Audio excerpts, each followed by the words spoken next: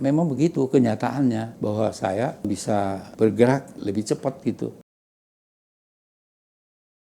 Nama saya Hengki Chandra.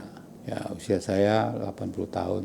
Tinggal di Bogor. Saya merasa kaki saya ini sakit ya, di paha ya. Sudah hampir 1 tahun lebih. Awalnya ya nggak begitu sakit, lama-kelamaan sakitnya itu makin terasa lah gitu. Belakangan berapa kali saya ikut tur, tapi ya justru itu kemampuan itu semakin menurun dan sakit itu semakin kerasa gitu. Seingat saya sih, saya belum pernah cari tahu karena saya ya termasuk orang yang cukup membangkang gitu ya.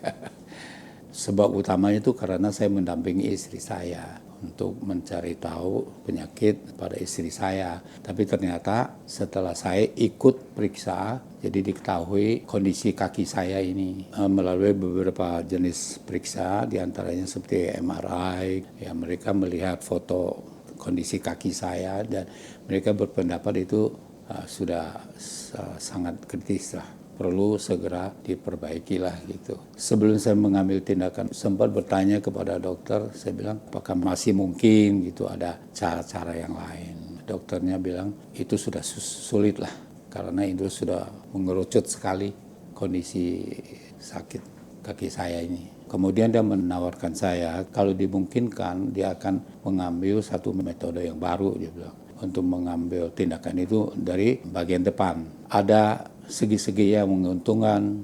Setelah dioperasi, kesembuhan itu akan lebih cepat gitu. Dan bagi si pasien itu sudah tindakan itu akan lebih bebas. Ya ini sih memang saya rasakan. Saya tidur, terlentang, saya ingin gerak ke kiri, bergerak ke kanan, tidak mengalami sakit yang berlebihan gitu. Pagi saya ambil tindakan, operasi, selesai kira-kira 3 jam lebih lah.